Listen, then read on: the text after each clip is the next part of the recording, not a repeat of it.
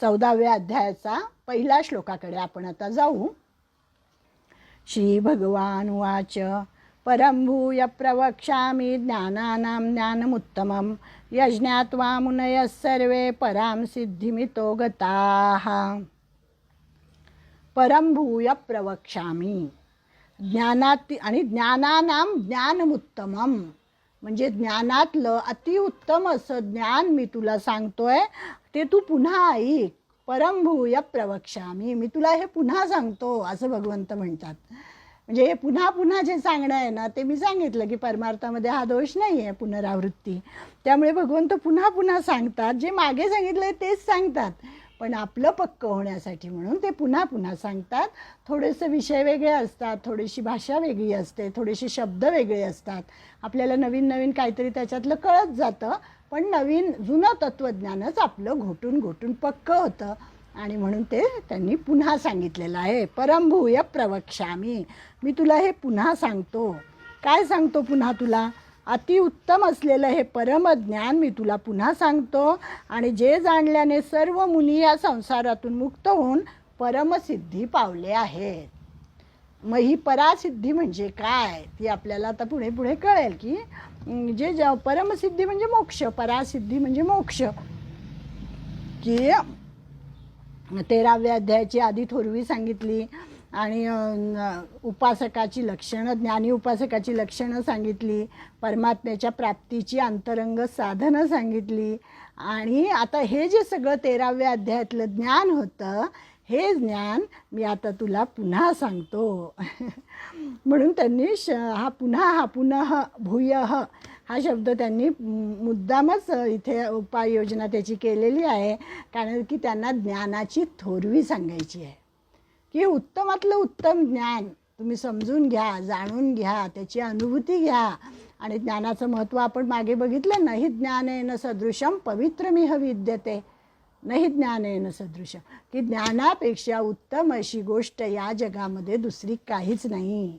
13व्याच अध्यायात आपण बघितलं ना की सगळं जे ज्ञान आहे ते म्हणजे आत्मज्ञान. सर्वात उत्तमातलं उत्तम ज्ञान कुठलं असेल तर ते आत्मज्ञान आहे.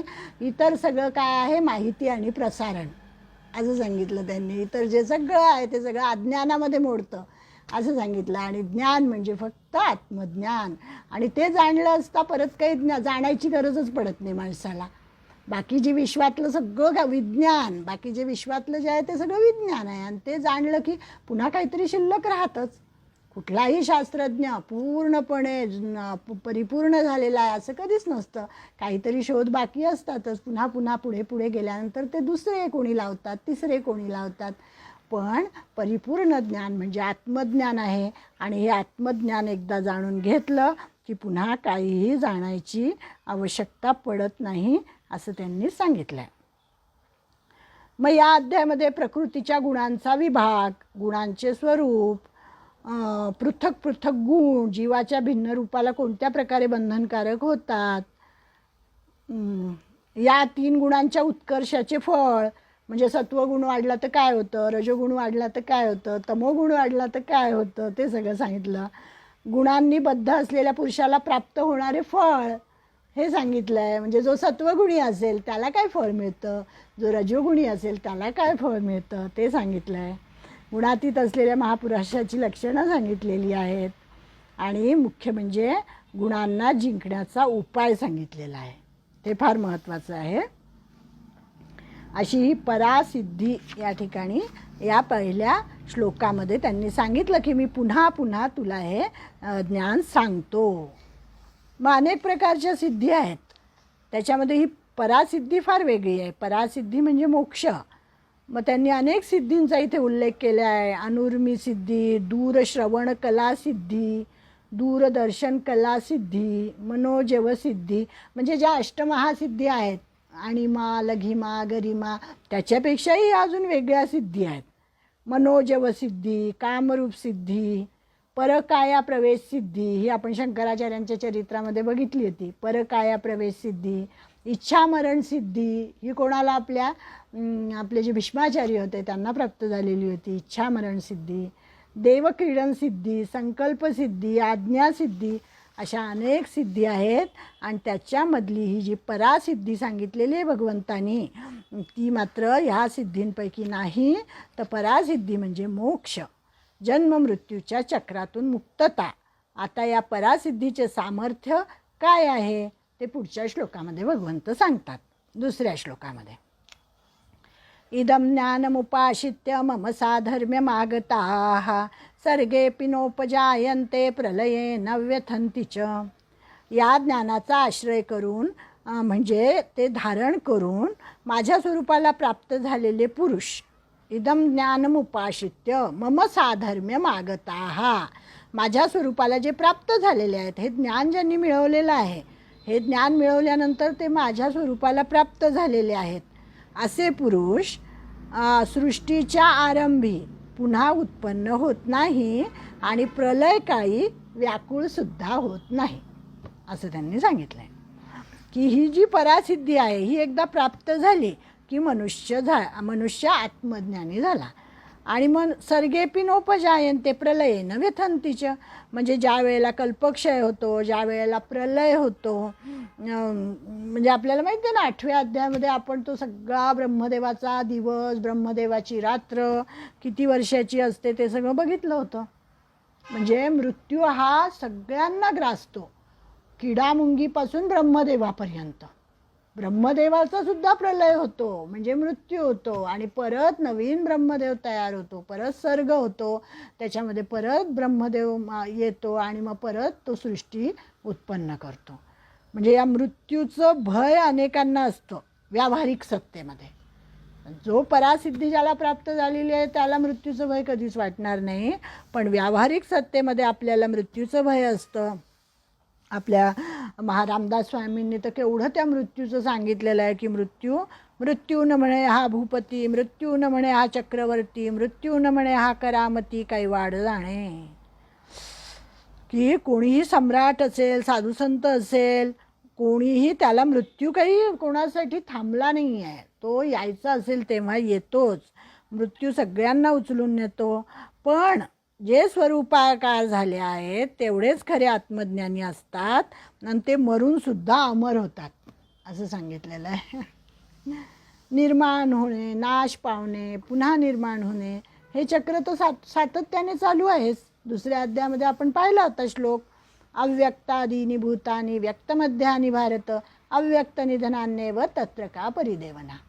म्हणजे सुरुवातीला जन्मापूर्वी प्राणी कसे असतात, अव्यक्त दशेमध्ये असतात, मग जन्म झाल्यानंतर व्यक्त दशेमध्ये असतात आणि परत जेव्हा त्यांचा मृत्यू होतो तेव्हा परत ते अव्यक्त दशेला जातात.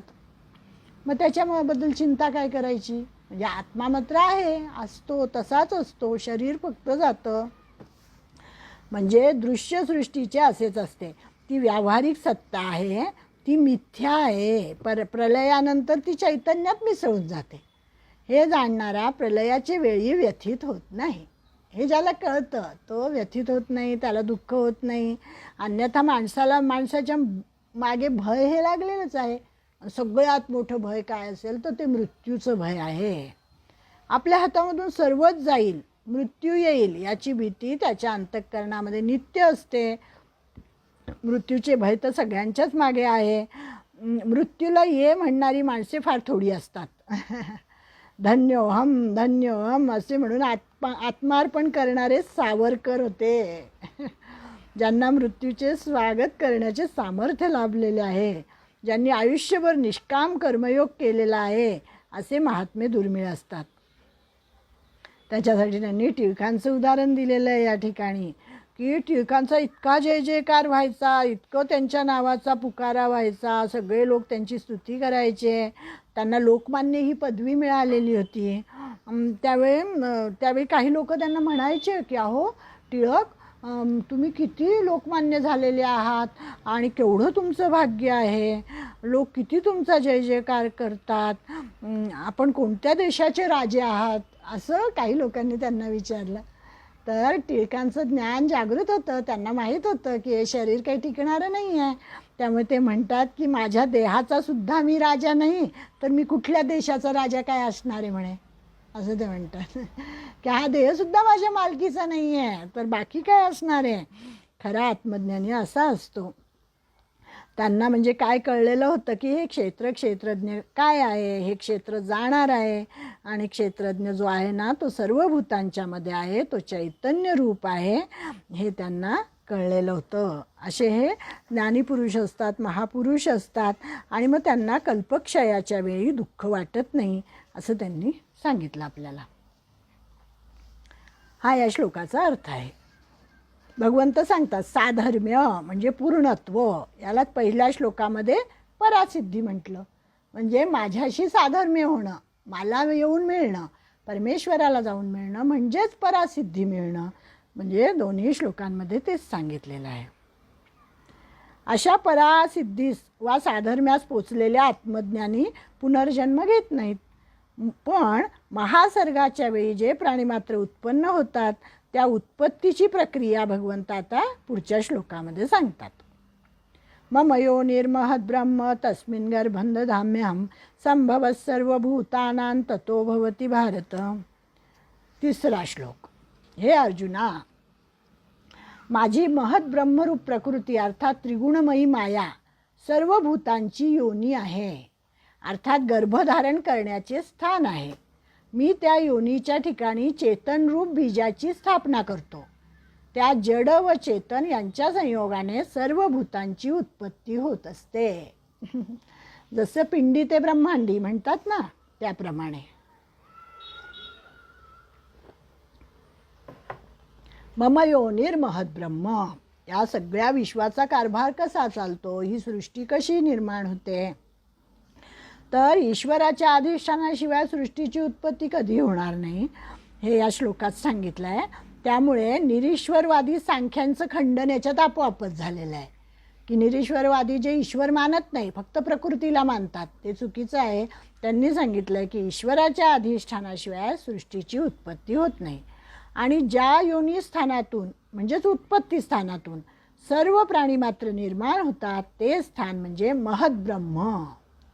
महद्ब्रह्म असं त्याला नाव आहे. त्यालाच मूळ प्रकृती असं सुद्धा म्हणतात. आता ही सगळी वेदांतातली भाषा आहे, वेदांतातले शब्द आहेत. देश आणि काल यांची परिच्छिन्न नसल्यामुळे प्रकृती महान आहे. या सर्व कार्याच्या वृद्धीचा हेतू असल्यामुळे ब्रह्मही आहे, आणि म्हणून महद्ब्रह्म असं प्रकृतीला म्हटलेलं आहे. मम योनी याचा अर्थ स्वरूपभूत माया होय, म्हणजे सत्व रज तम अशा 3 गुणांची साम्यावस्था रूपा प्रकृती हीच माया आहे. आता आपलं जर म्हटलं आपण, आपलं शरीर आहे किंवा आपला स्वभाव आहे, तर आपल्यामध्ये सत्व रज तम हे गुण असतात, पण आपल्या स्वभावामध्ये ते गुण कमी अधिक प्रमाणात असतात. कोणीही माणूस पूर्णपणे सात्विक नसतो, त्याच्यामध्ये थोडा रजोगुण असेल, थोडा तमोगुण असेल, कारण ते आवश्यकच आहेत. रजोगुण म्हणजे चंचलता, काम करण्याची वृत्ती, ती जर नसेल तर तो बसूनच राहील. नुसतं सात्विक असून काय उपयोग, त्याच्यामध्ये रजोगुण पण पाहिजे. निद्रा, भय, मैथून किंवा आळस ह्या गोष्टी एवढ्या आवश्यक नाही, पण निद्रा तरी आवश्यक आहे तमोगुणातली. निद्रा तर घेतलीच पाहिजे. म्हणजे सांगायचं तात्पर्य काय की हे 3ही गुण आवश्यक आहेत थोड्या थोड्या प्रमाणामध्ये. पण ही जी प्रकृती आहे ही आपण समजून घेतोय, तर ह्या प्रकृतीमध्ये हे 3 गुण कसे असतात, साम्यावस्थेमध्ये असतात. या 3 गुणांची तिथे साम्यावस्था असते. सत्व रज तम कमी अधिक झालेले नसतात. मग जेव्हा ती एक पायरी खाली उतरून येते तेव्हा मग ते विषमावस्था होते त्याची, मग तिला माया असं म्हणतात. माया प्रकृती. आता मागच्या श्लोकामध्ये त्यांनी सर्ग आणि प्रलय असे 2 शब्द सांगितले होते ना. तर सर्ग म्हणजे काय, ब्रह्मदेवाचा दिवस, आणि प्रलय म्हणजे काय, तर ब्रह्मदेवाची रात्र. हे आपण 8व्या अध्यायामध्ये याचं संख्या पाहिली होती, म्हणजे किती वर्षाचं असतं ते. तर ब्रह्मदेवाचा दिवस असतो 4,32,00,00,000 वर्ष, म्हणजे तो सर्ग म्हणतात त्याला, म्हणजे ब्रह्मदेवाचा दिवस. आणि 4,32,00,00,000 वर्षांची रात्र असते, तेव्हा प्रलय होतो. म्हणजे एकूण झाले 8,64,00,00,000 वर्ष. ब्रह्मदेवाचे प्रगट होणे अर्थात महासर्ग, इतक्या वर्षानंतर तो महासर्ग होतो आणि तितक्याच वर्षानंतर महाप्रलय म्हणजे ब्रह्मदेवाचे लीन होणे होते. म्हणजे भगवंत ज्या मूळ प्रकृतीचा उल्लेख महद्ब्रह्म असा करतात त्यालाच अव्यक्तवादी अव्यक्त म्हणतात, सांख्यवादी त्यालाच प्रकृती म्हणतात, वेदांती त्यालाच माया म्हणतात. अशी या प्रकृतीची वेगवेगळी नावं आहेत.